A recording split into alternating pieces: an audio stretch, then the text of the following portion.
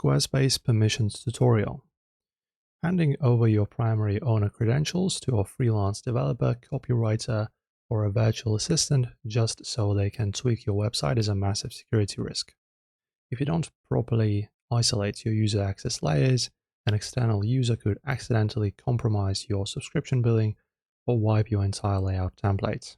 Today, we are opening Squarespace to delegate clean, role-specific contributor permissions.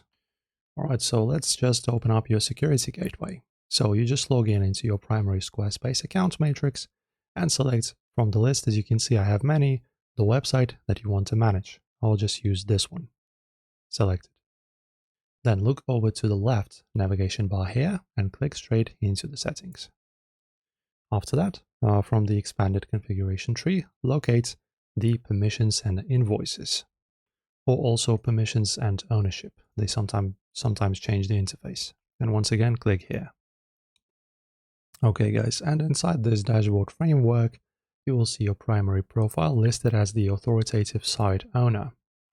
To introduce a new user to the project workspace, click the prominent Invite Contributor button at the top of the interface pane. Right here, black one. Alright, then verify with your email.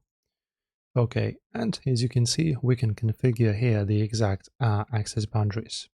In the configuration model that drops into view, input your contributor's legal name and direct email address. After that, let's take a look at these as well. So directly below, you'll see a matrix of permissions toggles. Never default to giving everyone administrator access. So you can give, for example, website editor, switch this on for designers who only need to modify pages, styling, and blocks. Next, we have the store manager. So use this for inventory managers handling product updates and discount codes without touching code. And then we have billing right here.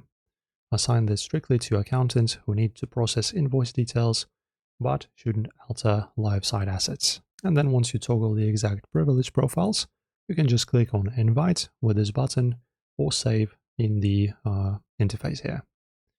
And locking down your backend permissions prevents accidental site crashes and safeguards your payment data and workflows from unnecessary people.